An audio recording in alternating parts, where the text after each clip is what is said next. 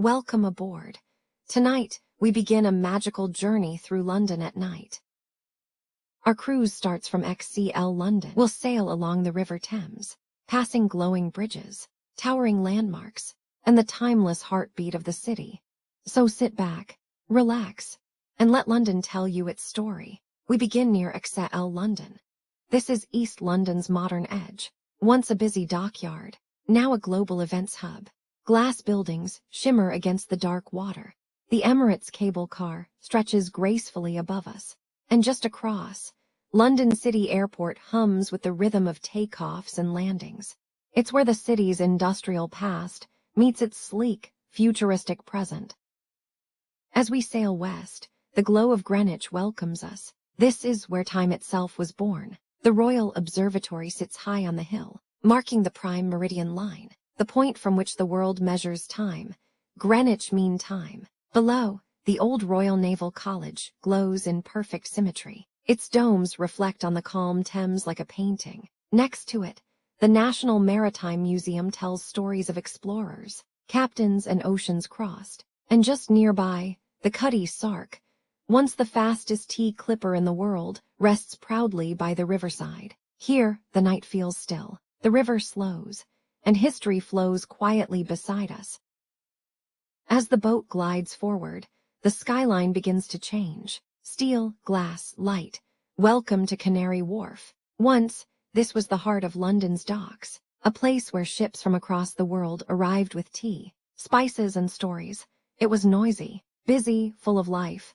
Then the ships stopped coming. The docks fell silent, and for a while, this part of London slept, but not forever. In the late 1980s, a new dream began to rise from the water. Tower by tower, light by light, the docks were reborn as the modern financial heart of the city. Canary Wharf, named after the ships that once brought fruit from the Canary Islands. Now, glass towers shimmer where cargo cranes once stood. The air hums with the rhythm of business. People rush through its shining streets each morning, and at night, the skyline glows like a constellation, bright, sharp, alive. Look to your left, the One Canada Square Tower, the one with the pyramid top. For years, it was the tallest building in the United Kingdom, a symbol of London's modern ambition, standing proud beside the Thames. But Canary Wharf is more than banks and business. It's a story of transformation, of renewal, of a city that never stops reinventing itself. And just ahead, floating gently on the water, you'll spot something special. The Kismat Boat Restaurant, a hidden gem on the Thames. Its lights glow warmly against the night sky. The scent of spices drifts across the air. Inside, laughter, music, and the clinking of glasses fill the evening. It's a place where travelers and locals share food, stories, and views of the river. A reminder that London's soul isn't just in its monuments, it's in its moments. The boat restaurant slowly fades behind us, and the city lights grow stronger once again.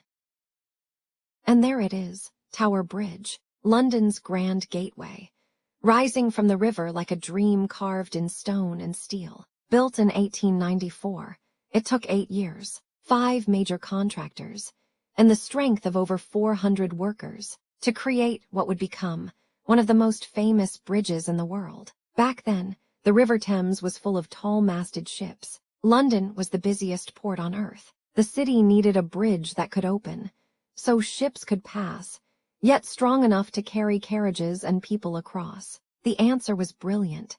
2 massive towers built on giant piers, connected by a central roadway that could lift, powered by steam engines, and enormous hydraulic pumps hidden deep within the bridge. When it opened, crowds cheered from the banks. They had never seen anything like it. For decades, Tower Bridge lifted dozens of times a day. Even now, it still opens more than 800 times a year. Each time, the great bascules rise slowly and silently, like wings unfolding over the water. But Tower Bridge isn't just a piece of engineering. It's a symbol of strength, of endurance, of London itself.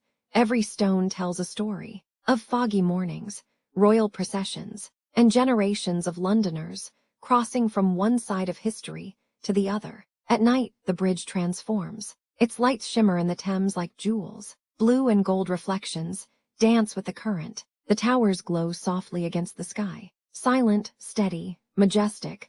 Look up as you pass beneath it. You can almost feel time pause. You can almost hear the hum of those old engines, the echo of footsteps, the whisper of stories that never left the river. Because Tower Bridge isn't just a crossing. It's a memory made of stone and light. A bridge between London's past and its forever.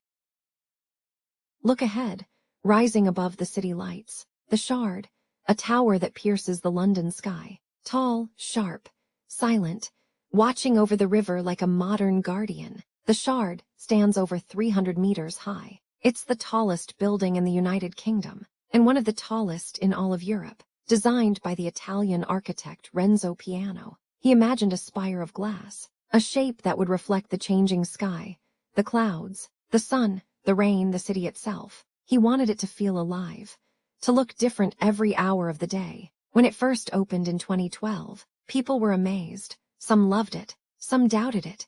But now, it has become part of London's skyline, bold, elegant, unforgettable. By day, it mirrors the sky. By night, it glows like crystal fire. Its glass panels catch every shimmer of the Thames, every reflection of the city lights below. Inside, it holds offices, restaurants, and even a 5-star hotel. And high at the top, the view from the Shard, a 360-degree lookout across the city. From here, you can see it all: Big Ben, St. Paul's Tower Bridge, even the boats gliding far below on the Thames. But there's something more about the Shard. It's not just steel and glass. It's a symbol of how London keeps changing, always building higher, always reaching further. A city that looks to its past, yet dreams of its future. As we sail past, the Shard's reflection stretches across the river. The light flickers, the water glows, and for a moment, it feels like the city itself is breathing. The Shard, a shard of sky, a shard of time, a modern masterpiece, standing where history flows. The river bends again, and the city begins to glow a little brighter. Welcome to the Southbank, London's creative heart, a place where the river hums with life. By day, it's a walk of art and laughter. By night, it's a ribbon of light and sound. Music drifts from the street performers, laughter ripples through the air, and the reflections of neon lights dance upon the Thames. To your left, the National Theatre glows softly in gold and blue. Each window hides a story. Each light marks a stage where dreams are born. Further along, the Royal Festival Hall stands proud, a symbol of hope and joy, built after the war to remind London that life and music always return. The air here feels different, alive. You can smell the sweet smoke from food stalls, hear the murmur of voices, feel the pulse of the city beneath your feet. Couples walk hand in hand along the riverside. Friends gather beneath the lights of the ExCeL Tower. Artists sketch in silence. Musicians play to the rhythm of passing footsteps. It's London's heartbeat, open, warm and free. As the boat glides past, the lights shimmer on the water. Each reflection tells a story of love, of art, of people chasing dreams beneath the city's glow. And then, just ahead, rising slowly from the darkness, the London Eye, a wheel of light turning over the Thames. Waiting for us, the end of the river's song. The Southbank fades behind us, but its energy stays. A reminder that London isn't just built of stone. It's built of moments, of music, and of the people who bring its nights to life.